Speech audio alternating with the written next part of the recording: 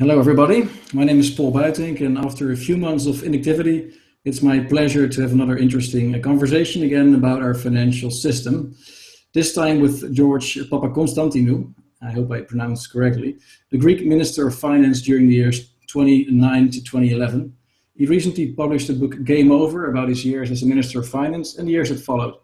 George is an unpopular person in the eyes of many Greeks who blame him for signing the first bailout, inflating the deficit numbers to bring in the Troika. And George, before we talk about your book and also the future of the Eurozone, I'd like to know how it is like to be seen by some people in Greece as a very unpopular person. First of all, it's a pleasure to be here and talking to you, Paul. Look, it's a different situation now than it was some years ago. I mean, I started politics not that long ago, and when we won the elections in 2009, I was press spokesman. I was on TV every day, a very popular politician in his early stages. And then, of course, when we discovered the true extent of the damage and the deficit, then we started taking difficult measures, cutting salaries, pensions, increasing taxes. And within 2 years, I couldn't walk the streets. So it was a very rapid succession from being a public face for my party to then being the minister who took upon him all this. And it has not been easy. Some years were particularly difficult. I couldn't really go out. I couldn't have a normal life. Now it's beginning to be better because I think also after Syriza, people saw that there were not that many possible alternatives, and we were not just some sadists that came in to inflict damage. So it's more balanced now, and it's getting better. Though the country is still in crisis, and a lot of people are hurting, so it's not going to completely go away anytime soon. Yeah, I can imagine. It must have been tough reading your book. But now, for example, if you would go to a bar or restaurant, do a lot of people still recognize you, want to talk to you, or sometimes even blame you for some of the things that happened in the past? Well, it used to be that people would say something. Now I don't get that anymore.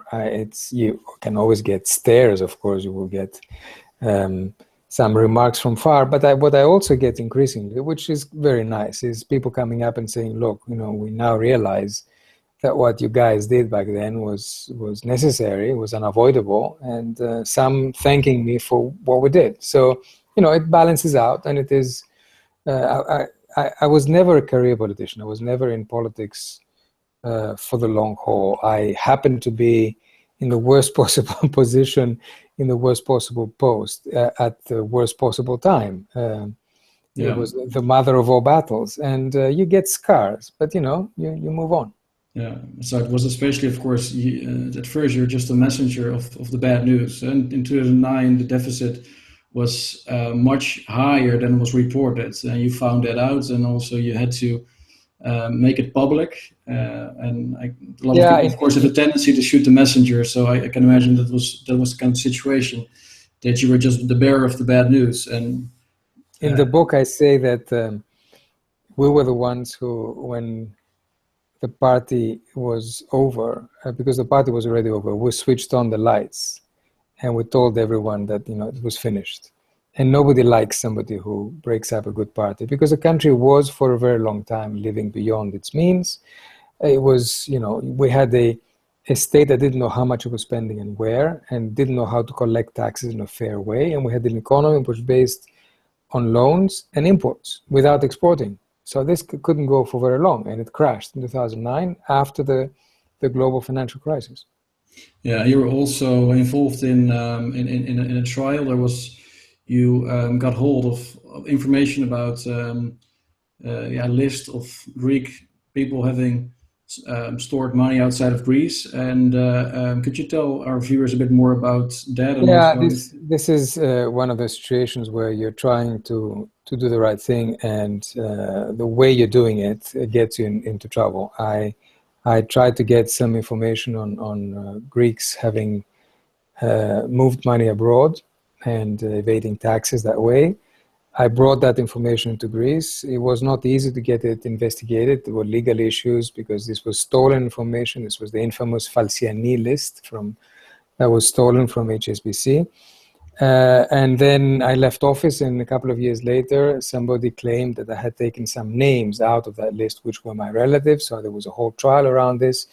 And despite the fact that the evidence showed that this had not happened in my time, but later, and this was shown by the police forensics, I still went to trial. And I got off on most of the charges, but not completely, because too much political capital had been invested into this. So, you know, it's one thing losing an election and being out of government and being out of politics. It's a completely different matter to then actually have to stand in court for something you did not do, and then you know, have run the danger of going to jail for it, which is what happened in my case. I didn't in the end, but it was a very difficult situation. Do you have any idea who tampered with those names and tried to? No, I wish I did, and I wish the Greek justice system had looked rather than stop at the assumption that it was me, because there was enough evidence in the police forensics that it was somebody else, but this was never investigated. Right. And it has left me very frustrated, but I would, you know, after all this, I just want to get on. I just want to put it behind me and move on. Well, enough of that topic then. Let's move on to the book. I got it here, Game Over. It's a bestseller in Greece, and now we have the English version available as well. I read it with a lot of interest. It reads like a political thriller with a lot of personal notes from your end. Could you? Yeah, I tried to write it. I didn't want to write an academic book. I wanted to write a real whodunit, in a sense. You know, it's a book that takes you through the paces of what it's like in those kind of situations. It goes. I used my own notes from meetings, and I have the conversations in Eurogroups. The meetings with heads of state, with the prime ministers, with other finance ministers. It's important, I think, for people to understand how all the institutions reacted during this extremely difficult time, and how, in many cases, we just had no idea what we were all doing. We were just making it up. We were improvising as we went along, because when Greece kind of blew up in 2009, it exposed the failings of the common currency. It exposed the weakness of the euro construction.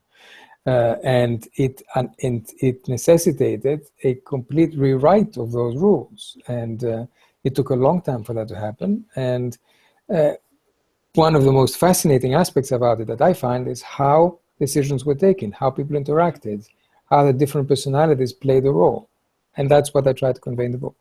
Yeah, and I sometimes wonder how. So you wrote down things, all the trips you had with all the meetings with the Eurogroup. Did you also record conversations like Mr. Varoufakis used to do? No, I did not.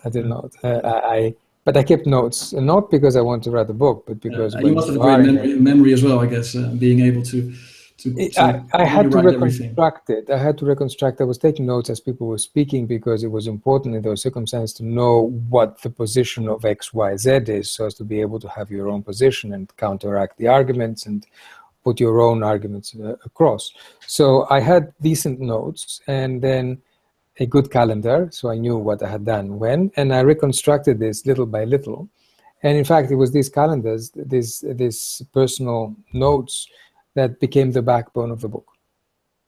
Right. So what's the main takeaway for people that haven't read it yet? What's the main thing you want to convey or teach people or show people? Look, that the whole crisis was a mix of economics and politics, that there were many mistakes made along the way, not all of them with bad intentions. I don't subscribe to the view that there were dark forces at play, but that we could have saved ourselves a lot of trouble and certainly a lot of pain, certainly in my country, if we had done some things differently. And I do go through the kind of turning points where things could have been done differently. And I also use it as a little bit to look ahead, because we've lived, it's now 7 years in this crisis. Greece is a particular case because we are still in a bailout arrangement, as opposed to Portugal, Ireland, Cyprus, that came in went out. We're still in it. We're in the third bailout. So there are many things about my country and what makes it tick and what's wrong with it. Is it something in the water? Is it in our DNA? I don't think so. I think it's a question of institutions not working properly. I think it's also a question of mistakes made both in Greece but outside. And also how we move forward as a Eurozone and as a European Union, because we seem to have moved from a crisis that we initially thought was just a Greek crisis to understand this was a Eurozone systemic crisis. And now, after Brexit, of course, we're figuring out it's a full-blown existentialist crisis of the European Union. So, there's a lot of work to be done. And I'm hoping that by looking at how people dealt with this 7-year crisis, it gives people some ideas of how we move forward. Yeah, it seems like if I read your book that the main thing people criticize you for was being honest about the deficit in 29 and also by bringing in the Troika and signing the first bailout deal. If you look back at those years in that moment, what would you have done differently? Perhaps in terms of negotiations, or perhaps in terms of what you could have accomplished by the first bailout already? It always strikes me that people say, what would you have done differently at that point? I'll tell you what should have been done differently is that we should never have been in that place, in that Sure. situation in the first place. Once you are in that situation and the deficit, and you discover the deficit is double what it is officially announced, there's not much you can do but tell the truth. If we, as a freshly elected government, had continued or tried to continue to hide the truth would have come out in 2 or 3 months. The Bank of Greece was already saying out loud that its numbers did not agree with the numbers of the government. And then we would found an empty office, right? When you found a completely empty office. The PCs were taken, the hard drives, everything. We had to reconstruct everything from scratch. And remember that we were elected in October. October is budget month. We didn't have the numbers. We had to reconstruct a budget from scratch. And of course, we discovered that it was not just expenditure having gone out of control. The whole state was kind of not capable of running itself in many ways. And that takes a long time to fix. This was, I think that since 2010, the Greek public administration has changed tremendously. The hard way, of course. So, I mean, to the question of what could have been done differently, small things, but not the big things. I mean, I don't think we could have avoided the bailout. It would have been less costly if our partners have moved earlier, if we had somehow managed to convince them. But remember, Germany, which was the main country that was required to move and decide, until April 2010, very close to Greece defaulting, was not convinced that it needed to come in and help. And I certainly don't agree with all those people who say that Greece should have defaulted back then. I mean, they say this from the safety of their own country, or from the safety of knowing that this will never happen.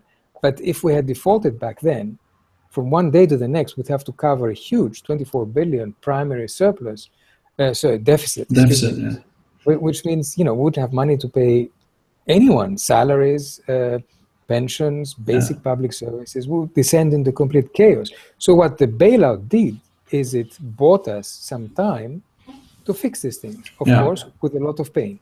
And of course, Tsipras wanted to play that, wanted to gamble, just what you said last year. And also when push came to shove, he had to give in as well. But it seems I never believed that negotiations are a question of, like a game of chicken. Okay. I think you don't play with your country that way, especially when you're driving an old moped and from the other side comes this big German truck. I mean, you're going to lose in the game of chicken. There's no, and that's what Tsipras discovered and Varoufakis discovered in 2015, that they could not win this game. Yeah, but what I wonder, like after all these years, people are tired of this whole crisis. I can imagine in Greece, people are completely fed up with it, with unemployment still being high, debt to GDP still sky high. A lot of people now say what we should have done in the first place was, of course, a proper debt restructuring, and it's still something it happens, of course. Then we had the private sector involvement. We had lowering of interest rates, extending of maturities. So despite what people sometimes say that there was no restructuring, a lot of restructuring has taken place already, but it still seems to be not enough. Is that maybe something that could have been negotiated differently, like a proper restructuring from the get-go? People forget that we've had a debt haircut on private debt of, in gross terms, about 100 billion. Not in net terms, because then you had to recapitalize the banks. So some of that money went back. Yeah. Okay. But still, it's huge. It was the biggest debt haircut ever done. Now, if this had happened earlier, that would have been clearly better. But it could not have happened before the first bailout because of a combination of politics, legal issues, and time issues. Remember, from the time in 2011 when the debt restructuring, at the end of 2011, was decided until it actually happened, it was a whole year. Now, these things take a long time to prepare. It took these months just to convince our European partners that Greece needed help, let alone to forgive part of its debt. This was unheard of back in 2010. It was, people were saying, well, you haven't proved to us that you actually are capable of correcting your big imbalances. You also want debt relief? It's as if you're going to a bank to ask for a loan, and simultaneously you ask for a big haircut before you've shown that you are changing your habits, your patterns. It's not going to happen, and that's why it didn't happen in 2010. Every single European country was against it, as was the ECB and the IMF, even though within the IMF there were some people saying that without the destruction it's not going to work. Yes, especially Trichet was very much against it, if I recall correctly. And the ECB throughout this time has shown that it yields a veto power, because the ECB, remember, holds the keys to the banking system of the country. If the ECB can strangle the banking system if it chooses to. We saw it last year, of course, with Greece, and in 2013 with or Cyprus. It can help, as did Draghi in 2012 when he said, we will do whatever it takes. Yeah. And that helped a lot to diffuse the whole crisis. So IMF was at first, at least a few people within IMF were against restructuring, but this week especially IMF has been very vocal about the need for a proper restructuring, and that seems a bit paradoxical.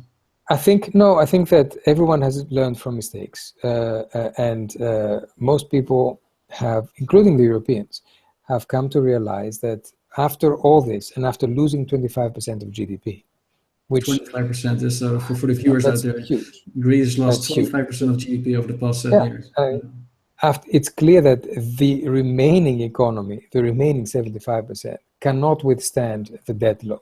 Okay, so somehow you need some debt relief. Now, we all understand that given that it's now in the official sector and it's held by basically the taxpayers of other countries, it's very hard to do a nominal haircut.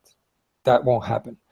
But what can happen is reduction in interest rates and extending the maturities. So in net present value terms, it falls, even though if the nominal value does not change. But it's just accounting. It is. It's the same. It's not very different. Even if we would like take a nominal haircut, it would mean possibly that central banks would lose some capital, but or maybe incur some negative equity. Even I don't know how well capitalized the central banks are, but that's also just accounting tricks, right? A normal citizen wouldn't really notice that, would they? Or I think that is true. I mean, you can argue to your electorate, to your citizens, if it is a rescheduling and that you're actually not forgiving debt. You're just allowing the country to repay it better. In essence, you are forgiving it. Exactly. You're forgiving part of it, okay?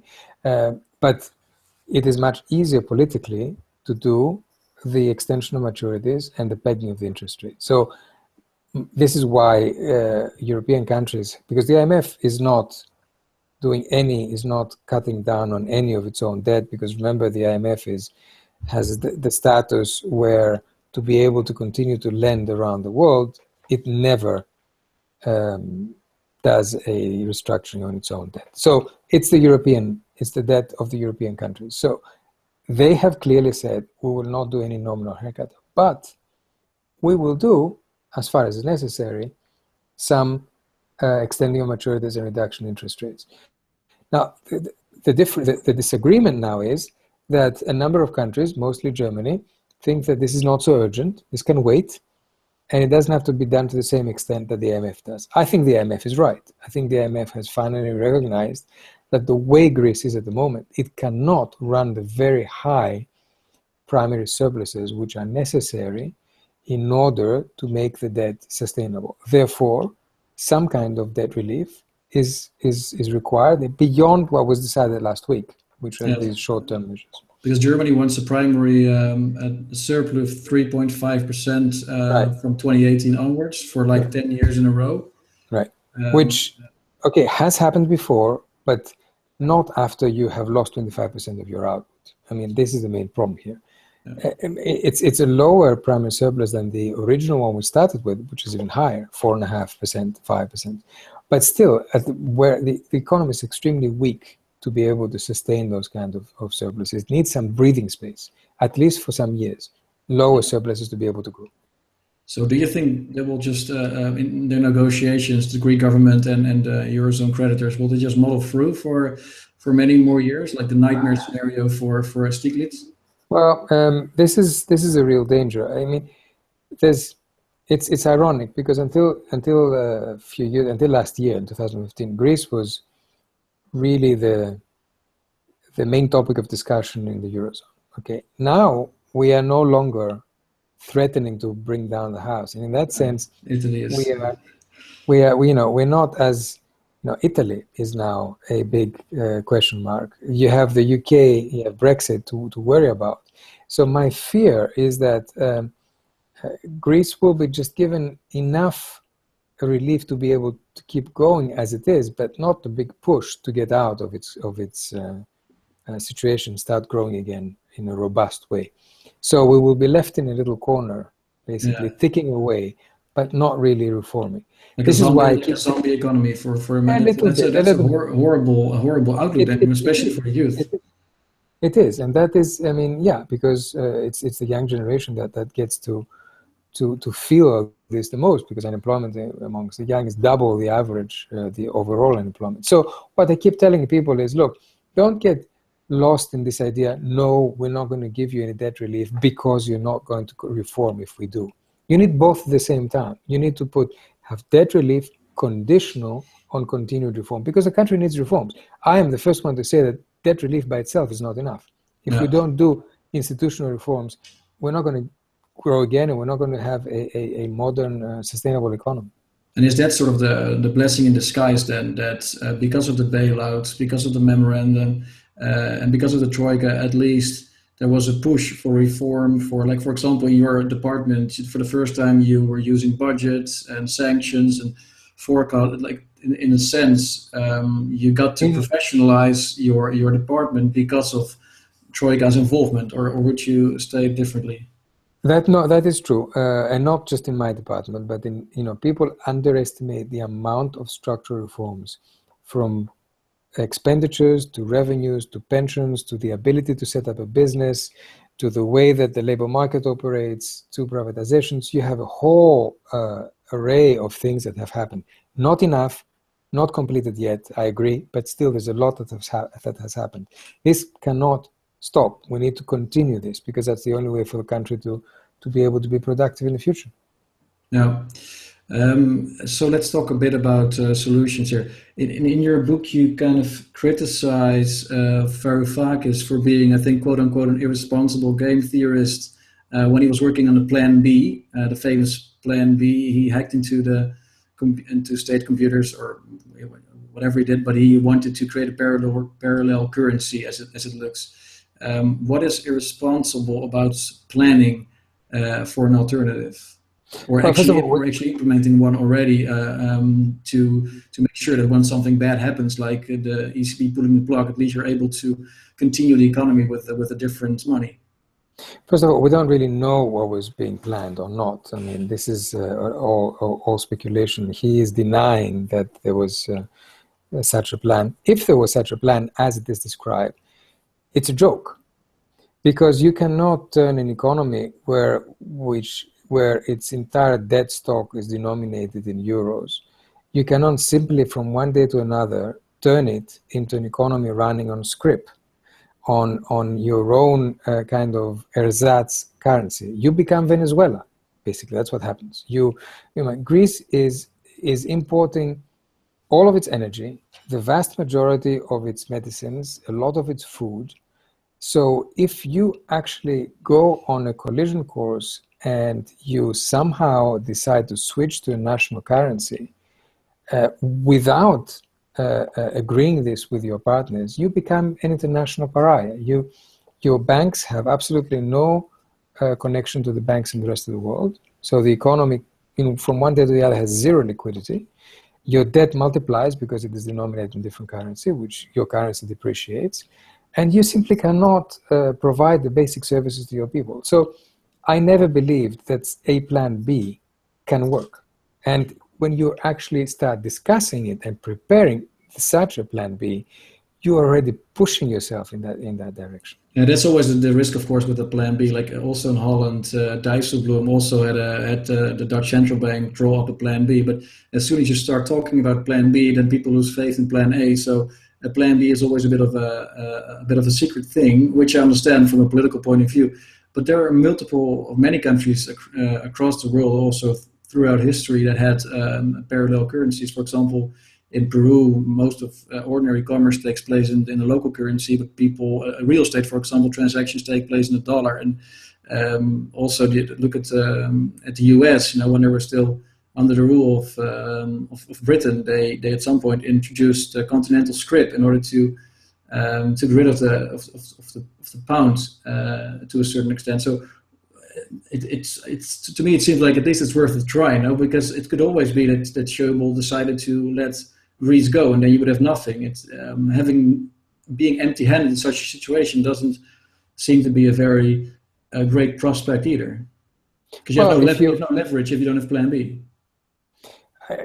You don't have leverage if you have Plan B either, because your Plan B is not credible, and you send the message that you're actually willing to let go. I think the message that Greece needed to send throughout those 6 months of negotiation is that we want to stay in, we want to improve the terms, but we will continue, we're going to do reforms, but we are part of the Eurozone, and nobody's going to throw us out.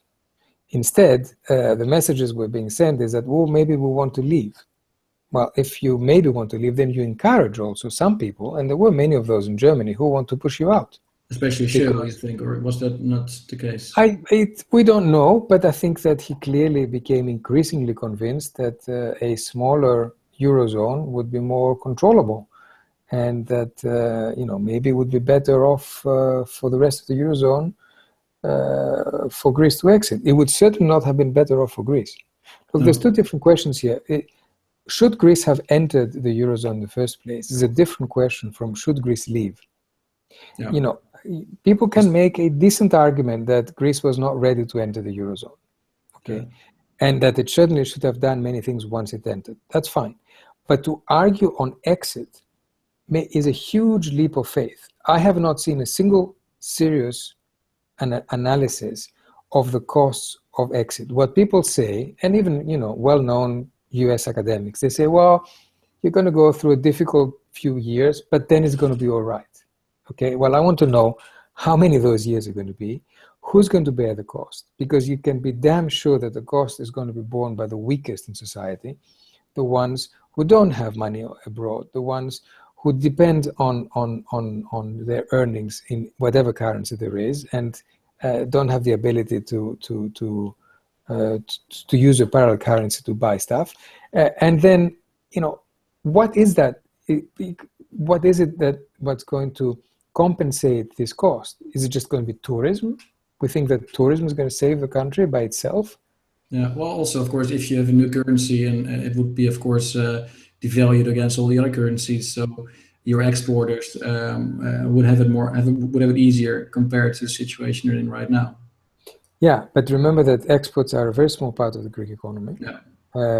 That despite the internal devaluation of the last 6 years, we haven't really seen, because we have had an important internal devaluation, we haven't really seen exports growing very much. So I'm not so sure what the elasticity of Greek exports is going to be. Yes, of course, some will increase more.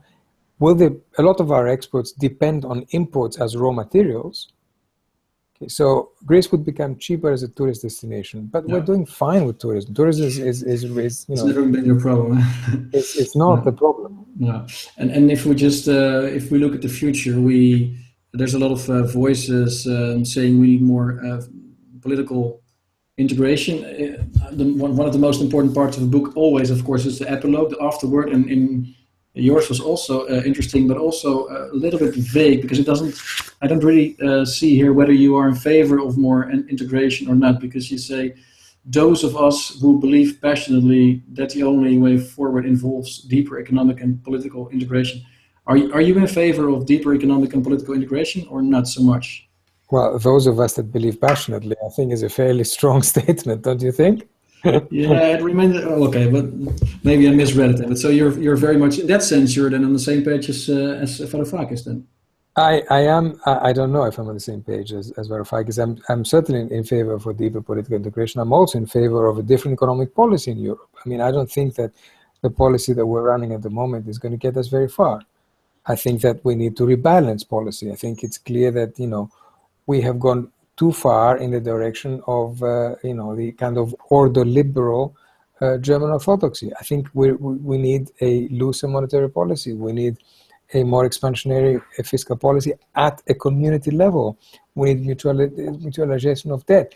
The problem is that a lot of these things, which a lot of economists would subscribe to, go in the exact opposite direction from where politics seems to be going at the moment. Because it requires, especially countries in the north, to do a leap. And to do that, they have to convince the populations, which are going in the opposite direction. They are retreating into themselves. Yeah. So this is why at the end of the book, I'm rather pessimistic. I don't see this happening anytime soon. I don't see this big, grand bargain which is necessary to taking place. Yeah, well, I don't want to end this conversation on a pessimistic note, of course. So let's maybe to wrap it up. Look, here's an optimistic note.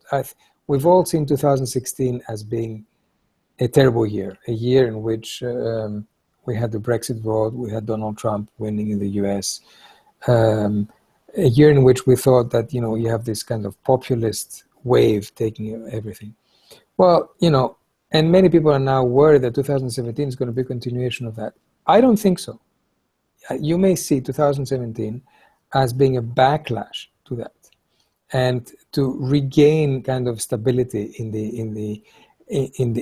within Europe. And in a perverse way, the Brexit result and the new US administration may push Europe to actually get a grip on itself and make some decisions on integrating, because if it doesn't do its own work, nobody else is going to do it for them. But so it sounds like the populist wave that we see. I'm not so much. I think populism always has a negative connotation, but most of it is just people that are fed up with a certain system, and I'm not too sure if we can just denounce that as bad. Like populism is a bad thing. Also, if you look at the States now with Trump, he was a populist vote, but he's already picking all the usual suspects for his cabinet that he was supposedly fighting against. So people already understand quickly. Whenever populists come to power, they either reality catches up with them, which is what happens to Syriza, or they are proven to simply be opportunists, as Trump is proven to be. Yeah, and people are so foolish. So, yes, there's a lot to criticize in established parties and established politicians, no question about it. But the sirens of populists always end up in a nightmare. And I fear very much of what the direction the US is going to. I think the Brexit result will